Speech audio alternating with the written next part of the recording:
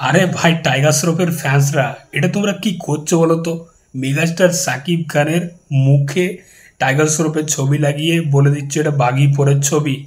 মানে এটা কোনো কথা হলো ভাই? আরে তোমরা সাকিব খানকে চেনো না? বাংলাদেশ ইন্ডাস্ট্রির মেগাস্টার সুপারস্টার।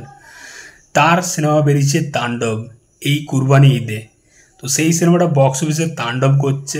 সেই সিনেমারই একটা ফুটেজ যেটা সোশ্যাল মিডিয়াতে ভাইরাল হয়েছে কিছুদিন আগে। এই ফুটেজটা হচ্ছে সাকিব খান যখন জেল ব্রেক করে আসছে, সেখানে কিছু ফাইট সিকোয়েন্স হচ্ছে এবং সেখানেরই একটা ফুটেজ হচ্ছে এই ছবিটা। দেখাচ্ছি ছবিটা এটা।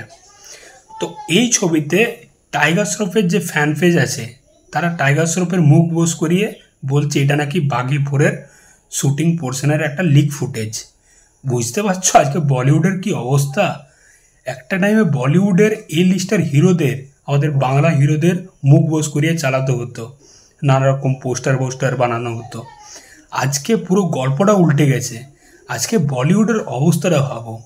মানে টাইগার শ্রফের ফ্যান্সরা, তারা তো আমাদের এপার বাংলায় থাকে না, তারা তো বাঙালি না, তারা বিশেষ করে মুম্বাই ওই জায়গাতে থাকে।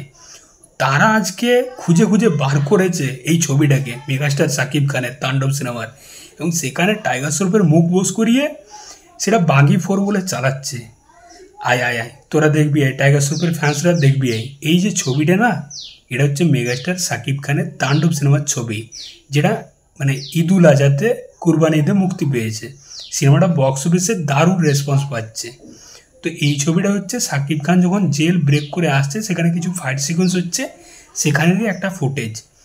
তো এই ছবিটা মেগাস্টার সাকিব খানের, ভালো করে দেখে নে মুখটা।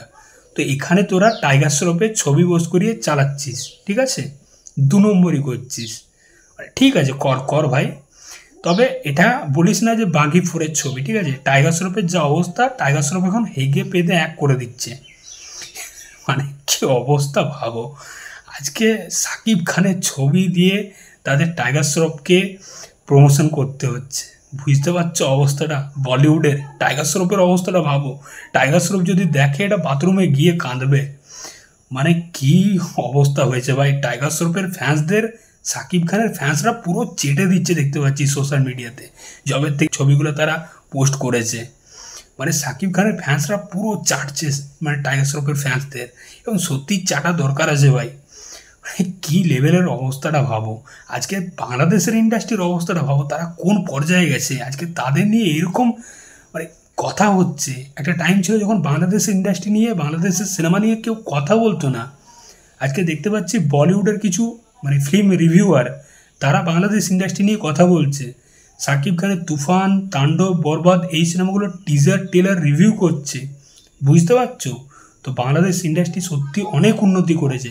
তারা যে পর্যায়ে তাদের মানে সিনেমার কোয়ালিটিকে নিয়ে গেছে, সেটা সত্যি প্রশংসা করার মতো।